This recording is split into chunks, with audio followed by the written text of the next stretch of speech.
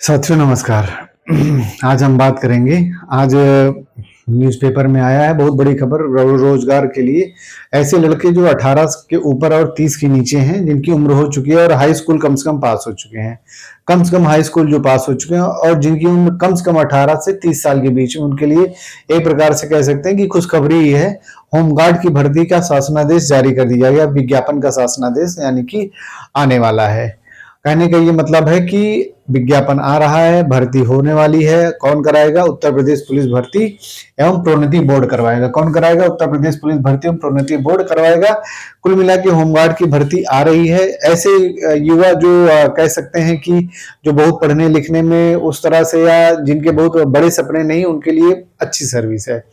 भाई आप शासन प्रशासन में जुड़े रहेंगे, ठीक ठाक तनख्वाह भी है, पहले जैसे अब स्थिति नहीं रह गई है होमगार्ड की, ठीक ठाक तनख्वाह है, यानी कि जीविकोपार्जन ठीक ठाक तरीके से किया जा सकता है। ऐसे उन सभी लड़कों के लिए जो इधर उधर घूम रहे, थोड़ी सी तैयारी कर लेंगे। एक रिटन परीक्षा होगी, 100 नंबर की होगी। इसके बाद शारीरिक दक्षता यानी कि शारीरिक परीक्षण होगा। पहले लिखित परीक्षा होगी, फिर शारीरिक परीक्षा होगी।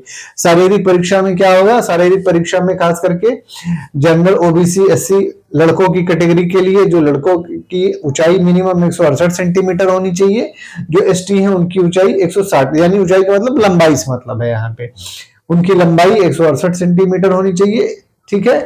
महिलाओं की लंबाई जनरल, ओबीसी, एससी के लिए न्यूनतम 152 सेंटीमीटर होनी चाहिए। और महिलाओं के लिए वजन भी दिया गया है, वजन 40 किलो न्यूनतम होना चाहिए, कम से कम 40 किलो वजन होना चाहिए। पुरुषों के लिए वजन तो नहीं दिया गया है लड़कों के लिए, लेकिन लड़कियों के लिए वजन दिया गया है।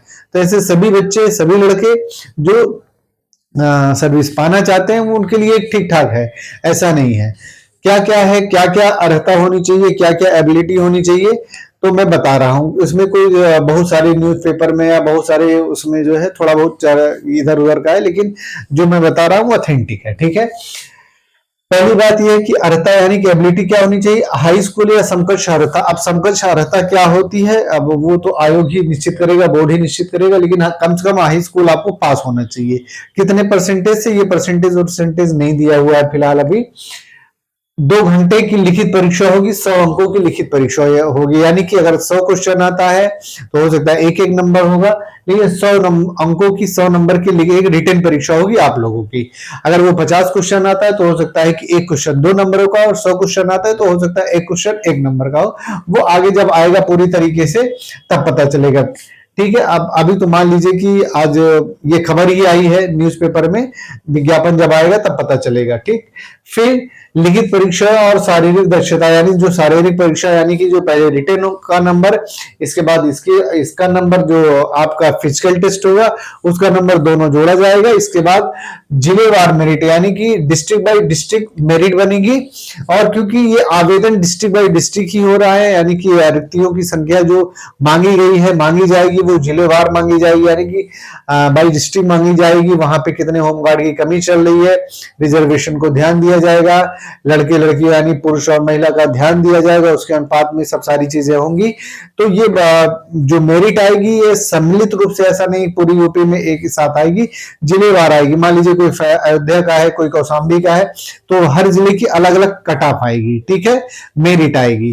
तो अगर आप, पहली बात तो ये जान लीजिए कि अगर आप प्रयागराज के निवासी हैं और प्रयागराज के मूल निवासी हैं, एनरोलमेंट आप अगर आप करवा रहे हैं, उसी जिले के निवासी होने चाहिए। जहां से आप एनरोलमेंट आपका हो रहा है, जहां से आप आवेदन कर रहे हैं, वहीं के आपको निवासी होना चाहिए, अस्थायी निवास होना चाहिए। ठीक।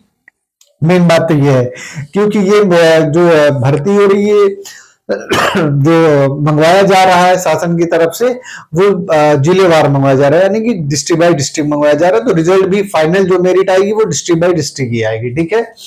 जैसा मैंने बताया कि इसमें विशेष कुछ और जो एक्स्ट्रा करिकुलम है, जो एक्स्ट्रा जो खास करके जो लड़के हैं जो डिग्री रखते हैं उनके लिए है। जैसे जो लड़के एनसीसी किए हुए हैं और जिनके पास एनसीसी का प्रमाण पत्र रहेगा, उन्हें 1 से 3 नंबर एक्स्ट्रा दिए जाएंगे। वो इस जो दोनों नंबर रहेंगे, मान लीजिए अगर कोई 50 नंबर दोनों में पाता है, रिटन में और फिजिकल टेस्ट में, अगर कोई लड़का 50 नंबर पाता है और उसके पास में एनसीसी का भी सर्टिफिकेट है, तो हो सकता है कि 2 से 3 नंबर उसका जुड़ जाए, वो बोर्ड देखेगा। लेकिन अगर किसी के पास एनसीसी का सर्टिफिकेट है तो 1 से 3 नंबर एक्स्ट्रा उसको दिए जाएंगे, जोड़े जाएंगे। फिर कौन से सर्टिफिकेट? आपदा मित्र प्रमाण पत्र।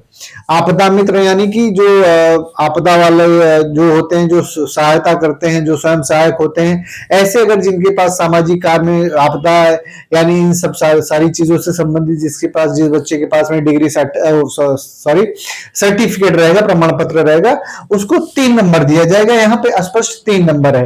एनसीसी वाले जो बच्चे हैं, जो सर्टिफिकेट अगर प्रमाण पत्र जिनके पास है, उनको 1 से 3 नंबर दिया जाएगा। पर जो आपदा मित्र प्रमाण पत्र वाले बच्चे रहेंगे उनको 3 नंबर दिया जाएगा, सर्टिफिकेट है, ठीक है। तो एक बात ये है, तो ये जो एक्स्ट्रा नंबर जुड़ेगा वो वहां पे जाके जुड़ जाएगा, ठीक है। जब फाइनल आपका कट ऑफ बनेगा डिस्ट्रिक्ट बाय डिस्ट्रिक्ट, मैंने लिख भी दिया है, आवेदक जहां से जिस जिले से आवेदन करेगा वहां का वो मूल निवासी होना चाहिए। अगर कोई लड़का प्रयागराज से आवेदन जिला भर रहा है तो वो वहां का मूल निवासी होना चाहिए। मान लीजिए मैं प्रयागराज का हूं, मैं प्रयागराज से भर रहा हूं, मैंने डिस्ट्रिक्ट प्रयागराज ही माना है, मैं होमगार्ड प्रयागराज में ही होना चाहता हूं, तो मुझे वहां का स्थायी निवासी होना चाहिए, मूल निवासी होना चाहिए। ये बात आपको समझ में आना चाहिए कि जो बच्चे जिस डिस्ट्रिक्ट में डाल रहे हैं वहां के वो मूल निवासी। अगर कोई लड़का कौशाम्बी का मूल निवासी है और अगर वो फतेहपुर डाला तो नहीं, ऐसा नहीं चलेगा। आपको कौशाम्बी के अगर डाल रहे हैं तो कौशाम्बी के मूल निवासी होने ही चाहिए।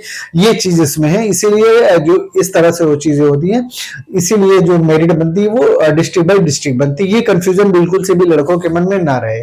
ये जो कंफ्यूजन है आज दिन भर चल रहा है, इसीलिए मैं ये वीडियो बना रहा हूं कि हो सकता है इतनी क्लियर कट बातें जल्दी कोई आपको ना समझा पाए, इसीलिए मैं बता रहा हूं कि ये चीजें हैं, ठीक है। पहले लिखित परीक्षा होगी, फिर फिजिकल टेस्ट होगा, दोनों का कंबाइंड रूप से मेरिट बनेगी, डिस्ट्रिक्ट बाय डिस्ट्रिक्ट होगा। जो रिटर्न होगी वो 100 नंबर की होगी। कितने क्वेश्चन की हो ये अभी पता नहीं चलेगा, जब विज्ञापन आएगा, पूरा नोटिफिकेशन आ जाएगा तब उसमें पता चलेगा। आप लोग देख लीजिएगा। 18 से 30 वर्ष के बीच की आयु होनी चाहिए, कम से कम 18 वर्ष, अधिक से अधिक 30 वर्ष। इसमें आयु का डिवीजन नहीं है, ना एससी का भी दिया है, ना जनरल का, ना ओबीसी।